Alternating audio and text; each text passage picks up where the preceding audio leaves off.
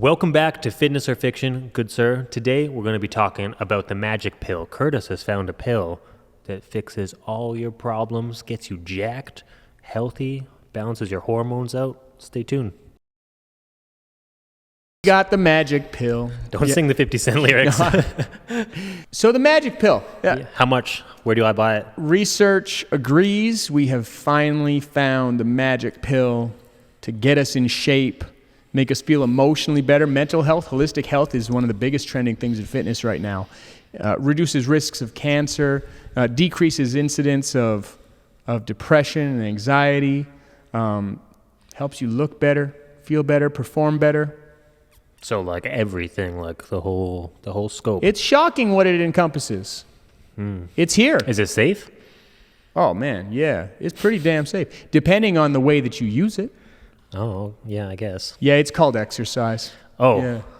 Yeah, it's here. It's been here. It's been here for a while. But we're finding out new things about it. So about 20 minutes ago, well, no, not 20 minutes, 20 hours, about 20 hours ago, you started seeing articles hit. They just finished a new study. Exercise, specifically they're talking about cardiovascular exercise, limits the incidence of 9 types of cancer by about 40%. And one of the implications is that exercise earlier in life often impacts your risk for cancers later in life, which is something that's quite interesting on this study. Interesting. But that really set, well, it's mainly you set you up, right? Did it? To talk about the idea that we've had the magic pill for a while. We're just finding out more about this particular pill. Yeah, I heard.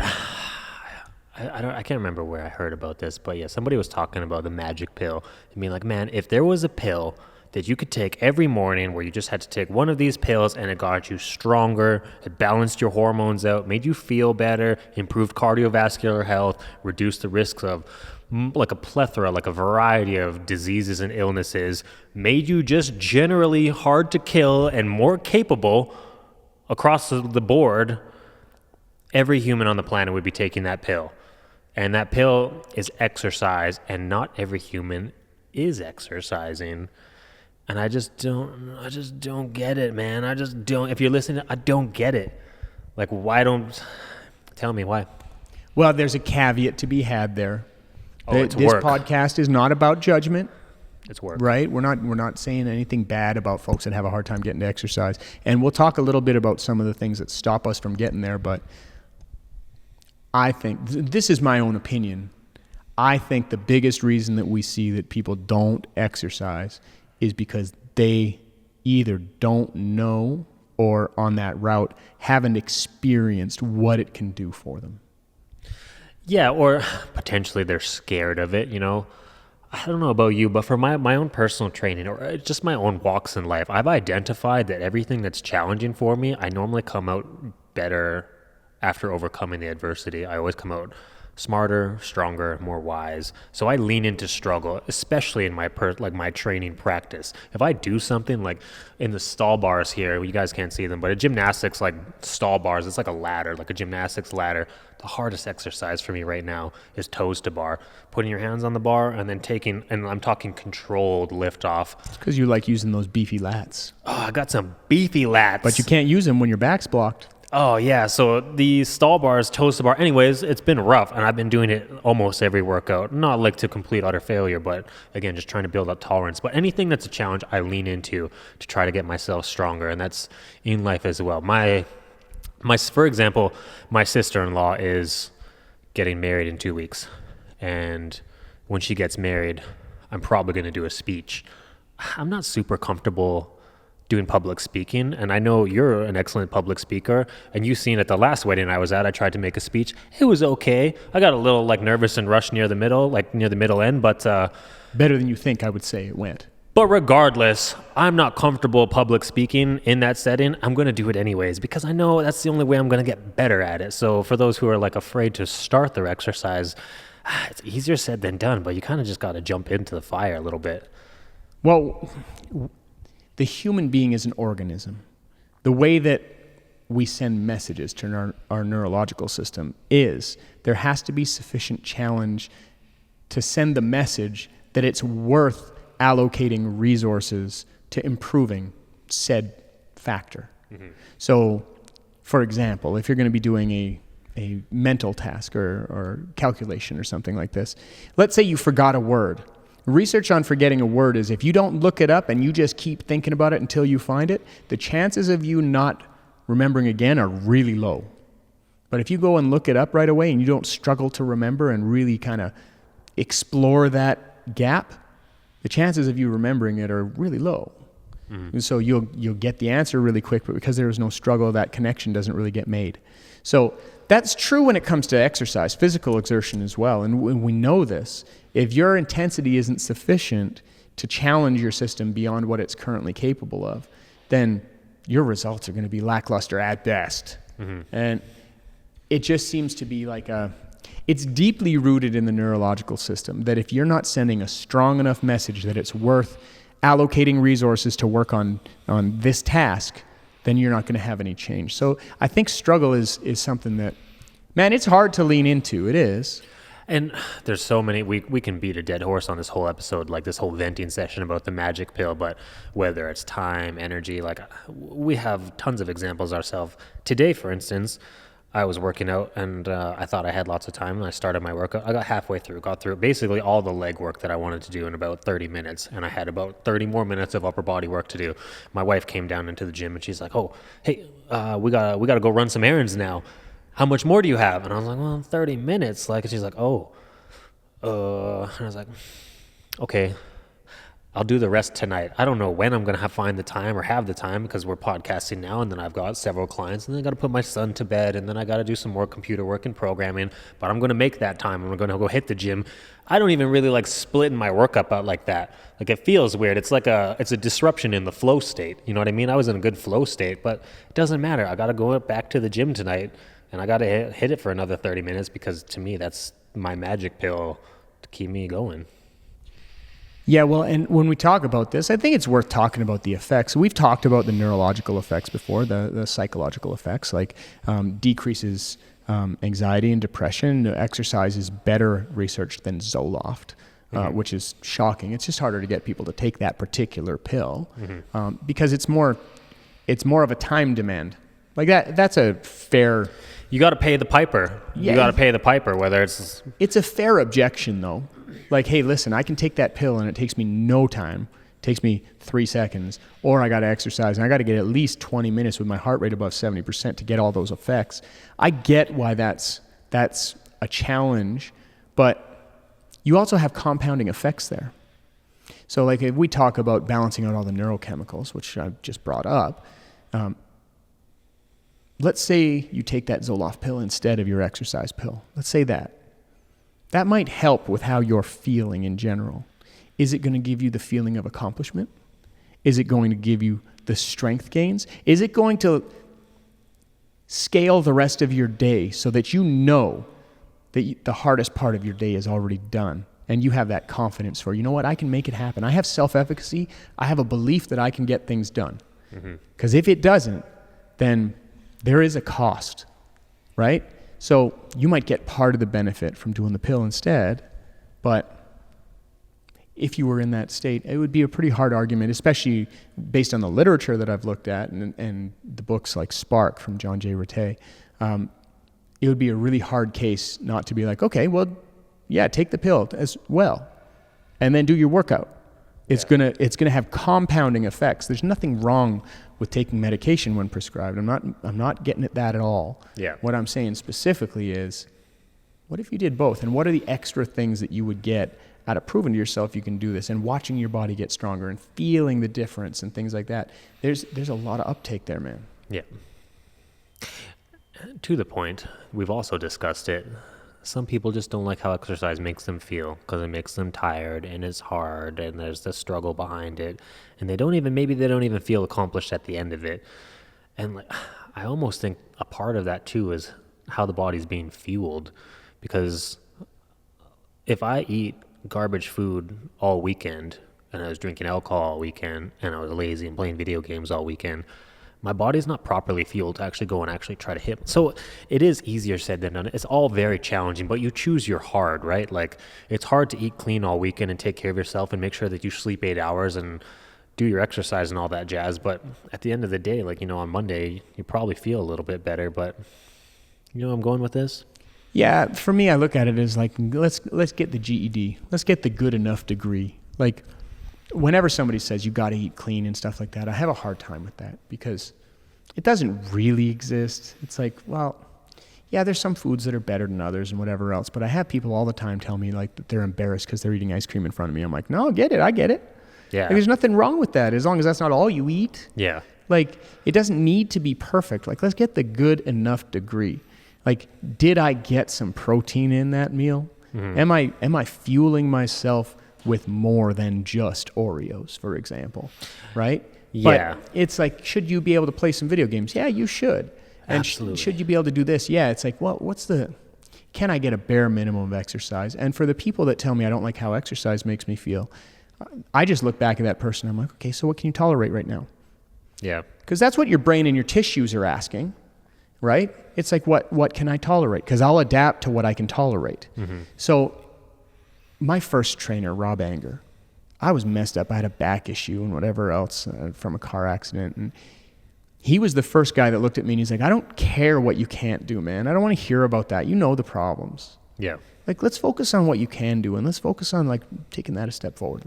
Let's meet your tissues where they're at and see what they're willing to accept today. I'm not going to ask you for a particular load or anything. We're going to feel it out and see what range your body's willing to accept today, what load your body's willing to accept. And I think if more people categorized exercise as that, like, what is it that I can handle today? And it might not be earth-shattering, man. It doesn't have to be particularly dignified. Yeah. But it's like, well, what can I tolerate today? And I want to make it so that it's challenging. Like, between 70 and 85% would be great. Yeah, and that's just like, what's your best today? Honestly, like, I think about this regularly lately over the past couple months because when I was training at my prime was definitely a couple years ago when stress was lower. I didn't have a mortgage. I didn't have children. I didn't have a wife. And when stress was lower, man, I could go way harder in the gym because I didn't have that many responsibilities. Life was just easy breezy, simpler. Early 20s, very, very simple. Today's workout, even this morning, like, training my legs was unique just because I haven't trained them in so long because my ankle was cooked. So like doing body weight lunges and body weight squats, I got a pump in my quads. I was like, "Ooh, it's just body weight, little guys." But it was still, I was probably only pushing at like, maybe 70% intensity, but that's all I had this morning because stress is higher and like life is harder right now. And I'm much more forgiving and give myself way more grace on that fluctuations of, like, some days I can go in and I can bench press 200 pounds, and other days I go in and I bench 95, and 95 feels not good, right? Over like a 2-week period, like 2 weeks ago, it could have been a 200-pound bench, and maybe today it's a 95-pound bench, and that's kind of what it is, and I'm kind of like going with those ebbs and flows. If I was seriously training for a sport or something, absolutely, I'd want to get that dialed in and locked in a little bit more, but as a person who's just trying to remain healthy in the semblance of physical freedom. How many people do you deal with that are competitive? In my training, like my roster, my client list, like athletes, probably 0. So the average person that we run into, most of them will tell me a story that goes kind of like this. Listen, I don't need to be the most jacked person around, which is really, it's a funny comment because it's not going to happen on accident. Like, let's just, I don't want to get too big. I can't handle that anymore. I wish it was that easy. If you're listening to this and you felt like saying that to somebody, please just spare me. You can say it to somebody else, but spare me because nobody accidentally got as big as Arnold Schwarzenegger. Like, that's not going to happen. But let's not get sidetracked with that. That's what I'll hear. I don't want to get too big. I don't need to be like the strongest person on earth. I just want to be able to do the stuff I want to do. Is that like consistent with what you hear? Yeah, I've definitely heard that. I don't want to be super strong. Like, I've never heard anybody say I'm too strong. Yeah. Nobody's ever said that to me. Yeah, so like if you get to the situation where you're exercising, I think that approach is the way to go for most people. Like the striking majority of people, if you can make anything happen, it's better than nothing. Like, does it need to be super high intensity? No, and I think that's what we deal with when people are first starting. It's good if it is sometimes. I love when I'm having a good day. I love going hard on a good day. I have more bad days than good. Yeah, it's like I'm not talking trash about anything like that. It's like, yeah, okay, let's go harder today. That's great. But I think the big challenge with somebody that's new, in my experience, and it's almost 20 years now, is that they have conceptualized in their mind what things have to look like and where they need to be, because they have like, well, I used to be like this, or I need to be here, or I saw somebody do this, or things like that. But the big deal is actually getting there to do something. And once you're there, you'll often find you'll go harder than you thought, but we don't want to push it so far that it's going to take you forever to recover from. We want to hit that sweet spot where it's like, I know I did something, but I can still function. Well, and to that point, in the day of social media, nobody showcases their average or below. I'm not going to post me doing bodyweight squats because nobody cares. Maybe if I was strong enough to do a 300-pound squat and I was feeling good, I might post that. But that's the fluctuations of social media, you know what I mean? I'm going to post it. You're going to post yourself doing some average, just 10-pound bicep curls? I'm going on a mission now. You just did it. I'm going to take CoachCurt.h on Instagram. I'm going to take that video of you doing 10-pound bicep curls and be like, look at this jack guy doing 10 pounds. You're going to see some warm-up stuff. You're going to see some bad day stuff. I'll post when I'm walking like an idiot because my leg's sore. I'll post it. Truly, though, you don't see it. And people, I'll do this. I'll watch over the next little while. I'm going to do this. And I bet you I'm not going to have many people like it because it's not exceptional. So I hear people all the time talk about, well, it's only highlights and whatever else. And for me, I would just say, what's the stuff you tend to like on social? Because that's what you're voting for. The exceptional, yeah. Right? It's like, hey, listen, that person posted part of their journey that isn't overly dignified, but they're getting it done. And they're out there just trying to do what they can for themselves and the people around them. I respect that. I'm going to throw a like there. I think with this experiment, Eric, you're going to see that not many people are going to like it. Yeah, I don't expect your social media to blow up with you posting. No, but I'm going to do it. And the thing that I see in the fitness industry all the time that drives me nuts, like with this whole thing we started, what are we working against? We're working against the hype. Like, it's all about hype. Try to get people to do something. And there's the good side of that where doing something's better than nothing. I can get behind that. Mm-hmm. But when people are misled, so they end up quitting and hating the industry, that's when I have a hard time. You know what's funny too, though, is like you said, once somebody reaches an exceptional status, let's use your boy Damien, for instance. If Damien is listening to this, Damien was a national level gymnast. If I see Damien doing a planche, which if those of you who don't know, picture yourself in a push-up position, but then just like levitate your feet off of the floor, and you're just basically doing a no-foot push-up, essentially. Correct. It's absurd. Damien can do planche push-ups. Yeah, he does many at a time. Many reps. And I've tried to train it, and I'm not even close. And I classify myself as stronger than your average human. So Damien's a freak beast. If Damien posts him doing planche push-ups, nobody cares because it's his own average. It's his standard. Nobody really cares that much. Damien can do one-handed clapping handstand push-ups, and people are kind of like, oh, look at Damien. Nobody cares. But like, Damien's a freak beast. People don't really understand that, like how much work he had to put in to reach that exceptional standpoint. It's just his own average, whatever. Well, the other thing that's cool about that is that he got that back. Recently, yeah. I saw his post. He had hand and foot problems when I first started training him. When I met him, he was like, I can't keep training gymnastics because of X, Y, and Z, right? Mm-hmm. And when we started training his hands and I showed him that there's options for training that tissue and started taking him through things, I showed him some FRC system stuff. I showed him a lot of stuff that's outside of that I'd kind of run into previous to taking that course. And we figured out ways that we could load that tissue and improve its quality and bring back the characteristics. But what you'll see is people getting excited about what he can currently do, but the process of getting that back is so much more exciting for me. Yeah. And like people didn't get to see it, and that's fair. That's fair. It's not sexy. It's boring. Yeah. It's kind of boring. Some of the best things in life aren't super dignified. They're not sexy. Yeah. Well, they asked Johnny Cash, what would you do if you could have like an extra year here? What would you do? He's like, oh man, I just want to have one more coffee with my wife in the morning. Oh yeah, that's a weird statement. Diane and I, my wife, were talking about that on how honestly your average days are your best days because nothing goes wrong. The view of life is really interesting, and this fits with fitness as well. People think it has to be this certain thing, and it has to be particularly dignified, and sometimes the best stuff that happens is just continuing to move forward. When you mean dignified, you mean sexy? Well, dignified. Say it sexy. Doesn't need to be super sexy. Yeah. It could be just like your average everyday kind of happening, but like that stuff builds up. Like spending time with your kids. It doesn't need to be, oh, I went to this place and then I went to that place and then they took lessons. I have people ask me all the time, have your kids done swimming lessons? They're great at swimming. I'm like, yes, with me, every Friday. Yeah. They're like, well, haven't they done formal ones? I was like, yes, with me, every Friday. Yeah. They also get to learn that I love them and I'll take the time with them and they get to see me interact with my friends who also care about them and encourage them. Yeah. And it's not particularly dignified. We show up, we have some fun. If they're up for it, we practice a couple strokes. Will did the whole lane swimming pool the other day. I paid him $10 if he could get all 25 meters without touching. Nice. He got his $10. He was stoked. You never offered me that $10. I ain't giving you when we nothing. were in the pool. If I offer you $10, it's going to be for something Something pretty way cool. worse. Yeah. But that's kind of the thing that I'd like to bring back towards fitness. It's like, does it need to be anything that's earth-shattering? No. You know what it needs? It needs attention and it needs consistency.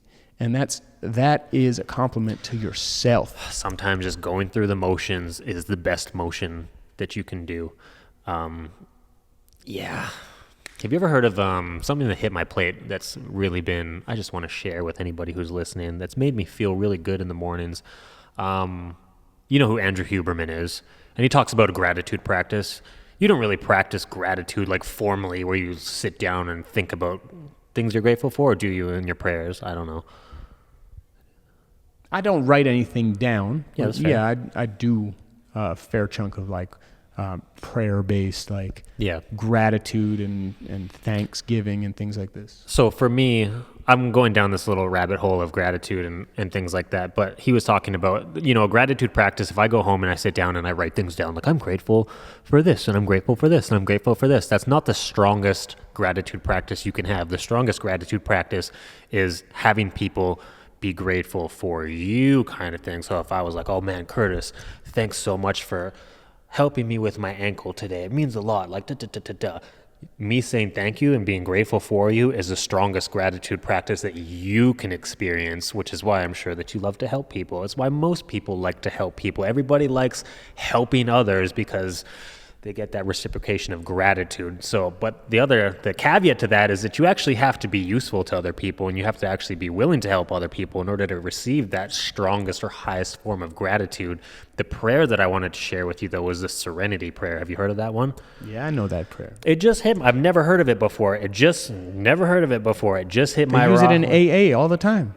I'm not in AA. I don't know why I know that because I've never been in AA either. Honestly, I only know that because I Googled the Serenity Prayer and it said that it's a primary prayer in AA, which is like Alcoholics It was in Anonymous. anger management too. Was it? I'm pretty sure. So the Serenity Prayer was like, give me the serenity today to accept the things that I cannot change, the courage to change the things that I can, and the wisdom to know the difference. And essentially that means be at peace with whatever is going to hit your plate today. So like whatever's going to come your way today, you just be at peace with it. And that goes in your workouts, that goes in absolutely everything in life. So like today, I only had half-hour workout, broke my flow state. I wasn't happy with that. I was kind of like, damn it, I didn't get to finish my workout. Like, and I had pre-workout in me. I had a pump. I'm like, I had a pump. You had to ditch mid-pump? Yeah, I had to ditch mid-pump. That's like stopping a pee midstream. That's I did get to go to the mall with a pump, though. Hey. Yeah, so I really been approaching my mornings with that prayer or that mental state in my mind to just exactly what I just said, Some of the best stuff to be grateful for is just an average everyday, man. Yeah. I've had those days that were really tough days. Like I remember the day when I got my diagnosis. I remember it pretty tight. That was a tough day. Like when you get up and you get to go through a day just how a normal day is, that's a blessing, man. Like that's a blessing. I remember sitting down and we're just getting to the appointment and everything, and my neurologist looks at me and he's like, yeah, man, like you, not only do you have MS, but you have had it for some time. Like, yeah, we gotta get on this because this has taken its toll on you. And my wife's sitting there with me with our baby, and I'm like, it was unreal. Like I didn't know what to do with it. Mm-hmm.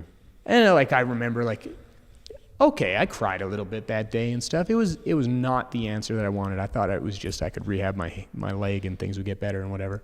But I remember like it was such a tough day because we get to the car and I didn't know what to say. So I said sorry. I looked at Sarah and I'm like, I'm sorry. Like it was your fault. Yeah.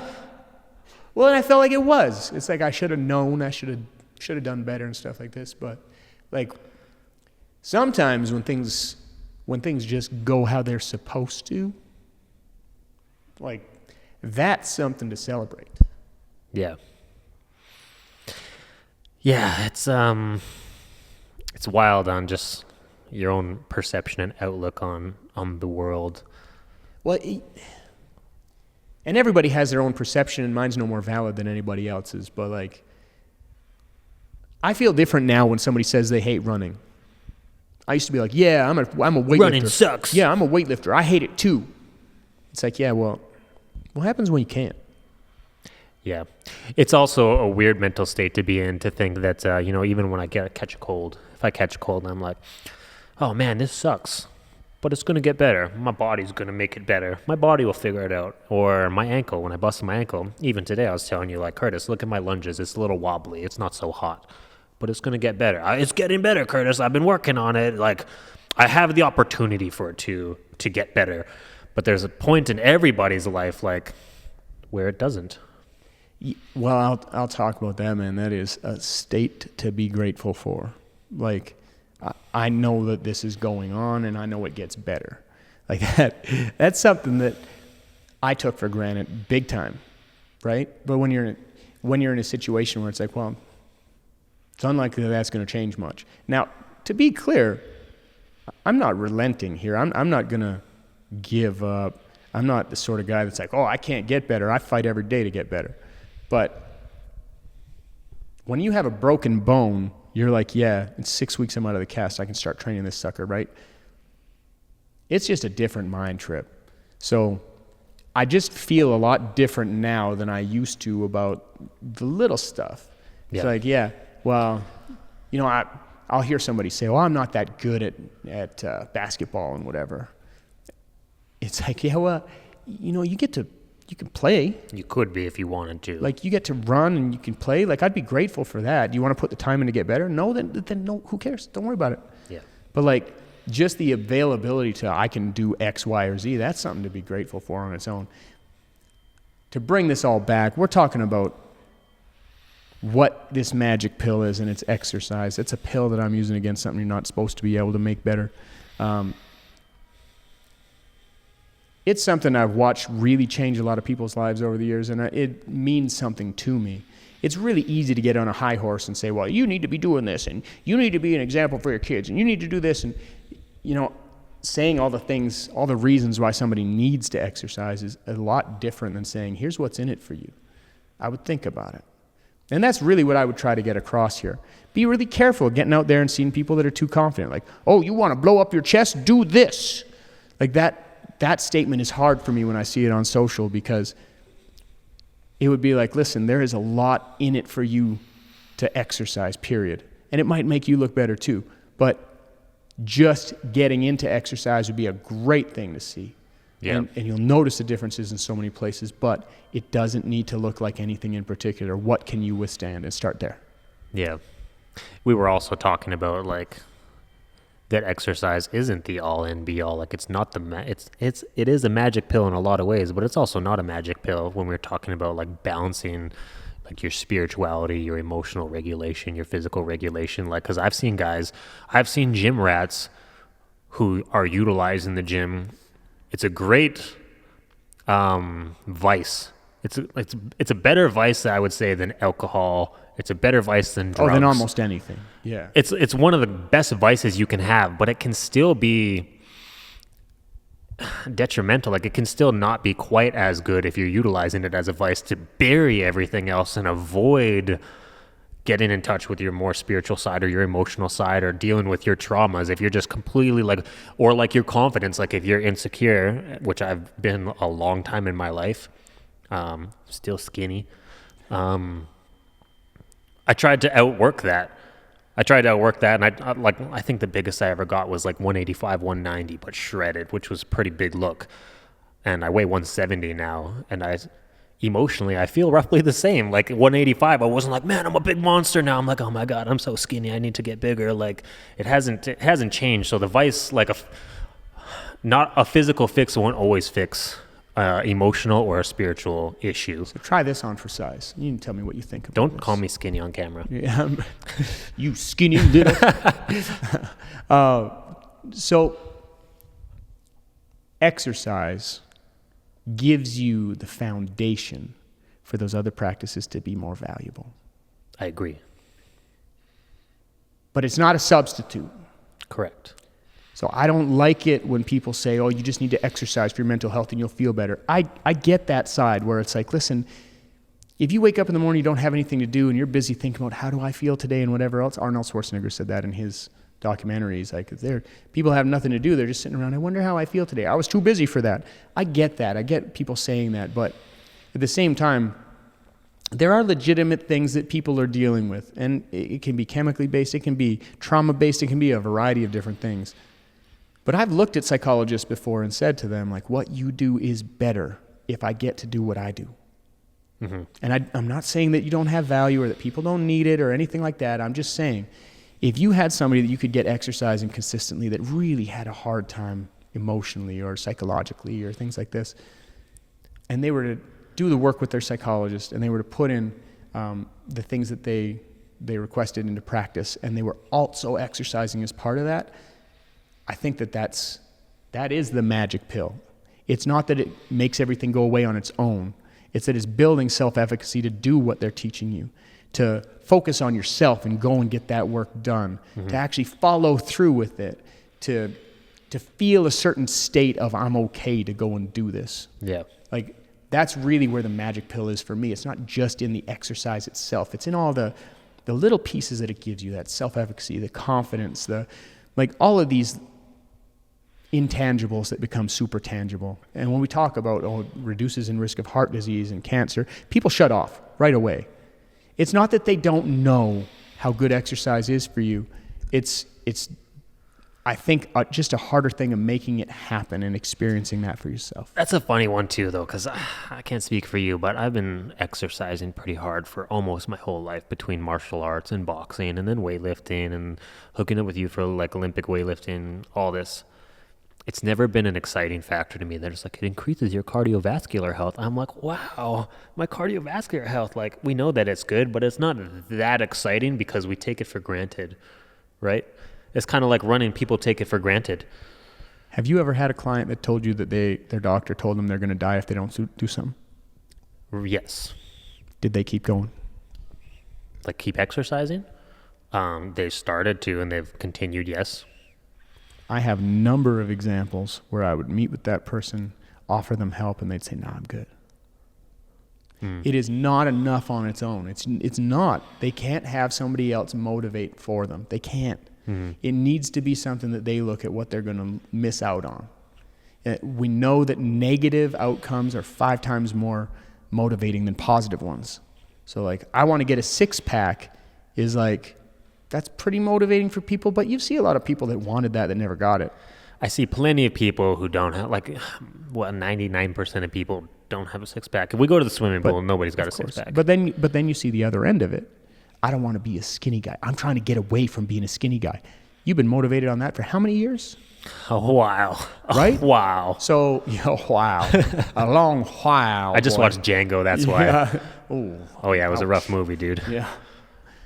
Yeah, but when we talk about motivation, like that could be a piece for people to think about. Like, what am I trying to get away from? Is that a big enough deal that I'm willing to put in 20 minutes a day? And if it is, then let's get it. Yeah. Well, people will do more to avoid pain than gain pleasure. Yeah. Well, and it just means more in general. Like, if somebody came up to you today and stole $5 from you, you'd tell that story 20 years from now.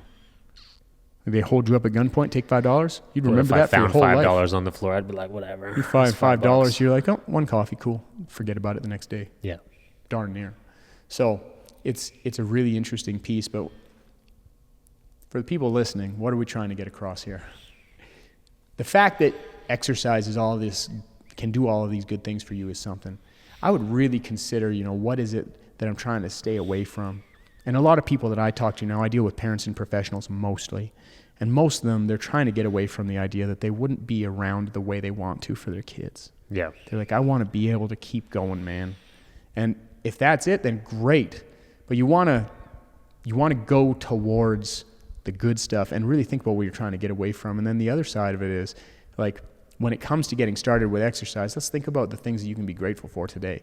You might not be able to do all the things that you have in your mind that you should be able to do, but let's be grateful for the idea that you got 2 working legs that you can work on today. Yeah. Like that, I think that can really help. I don't know. What do you think? I just wanted to be preachy. No, this conversation went in so many different directions, but ultimately, this magic pill, I think a lot of our listeners probably are already avid exercisers, so we're just kind of preaching to the choir a little bit, I would think. But for those of you who are listening who aren't there, I'm like, maybe we hopefully gave you something to think about, or a different way, a perspective of looking at life. That's why we talk about our struggles as well, like your struggles with your diagnosis, my struggles with just having hard days and stress. Like, I'm just stressed. I just be stressed. Well, the other thing is, just because somebody's listening to this and they believe it, that's cool. That's great. Maybe it's going to give them an idea on how to discuss this very topic with somebody that they care about, that they want to help move forward. Yeah. Right? Maybe it's a way of thinking into something that's new. And maybe it's completely useless drivel. And if it is, I'll give you Eric's phone number real quick. You can send him a text. I've had my phone number for a long time. I don't want to have to change it. Yeah, okay. I won't give you his phone number, but you send him a message. You can leave a comment on this video on YouTube, Fitness or Fiction. Leave us a like, subscribe, follow, and yeah. And thanks for being here. We appreciate you. Gratitude. Boom. Thanks for joining us this week. We appreciate your support. If you enjoyed this episode, we'd love it if you would subscribe, follow, and throw us a like on YouTube, Spotify, or Apple Podcasts.